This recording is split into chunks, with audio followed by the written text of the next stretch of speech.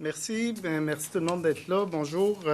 Premièrement, j'avais préparé un petit peu de contenu avant la conférence de presse de M. Coiteux. Fait que vous allez me permettre de réagir un peu à ce que M. Coiteux vient de dire. Dans un premier temps, M. Coiteux, il dit que le vote du syndicat est décevant.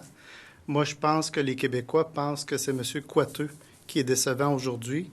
Je vous rappelle, puis c'est très important, que le conflit perdure depuis le 13 octobre dernier. M.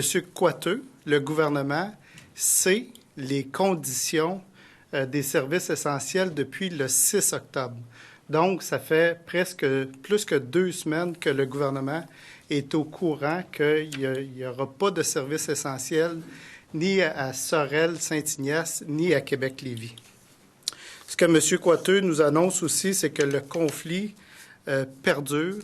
Moi, je pense que on prend les citoyens en otage. M. Coiteux vous l'a même avoué que les citoyens étaient pris en otage. Moi, je pense que M. Coiteux, en n'agissant pas, aujourd'hui, fait preuve d'une très, très grande moleste. Il laisse les maires agir alors que c'est nettement une responsabilité du gouvernement du Québec. Vous savez, cette semaine, on a fait une proposition que le gouvernement aurait pu se servir du Code du travail pour suspendre la grève, renégocier les ententes de services essentiels. Il a fait la sourde oreille à ça et il a dit qu'il voulait donner une chance à la négociation, ce que le fait de suspendre aurait pas fait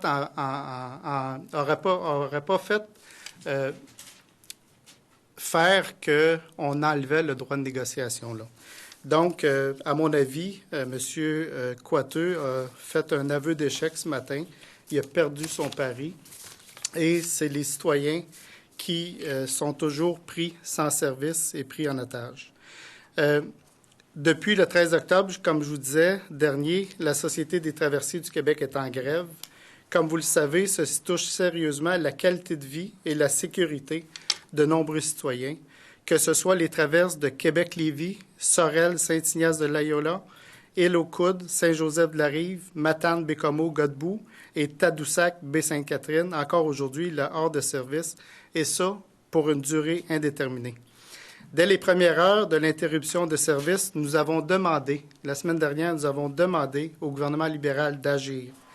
En vertu du décret publié le 25 février 2015, la Société des traversiers du Québec est considérée comme un service essentiel.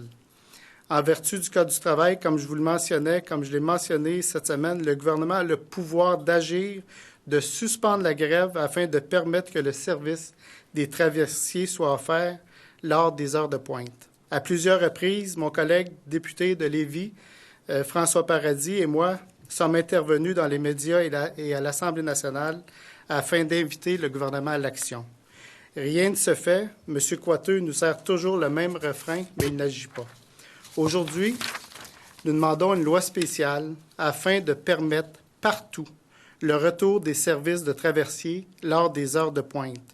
Il s'agit pour nous de 6 heures à 9 heures le matin et de 15 heures à 18 heures en fin d'après-midi. Puisque le gouvernement libéral refuse de considérer la STQ comme un service essentiel, il faut maintenant passer à l'action.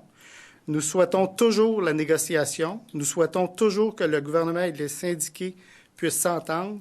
Nous souhaitons également que le gouvernement agisse au bénéfice des citoyens.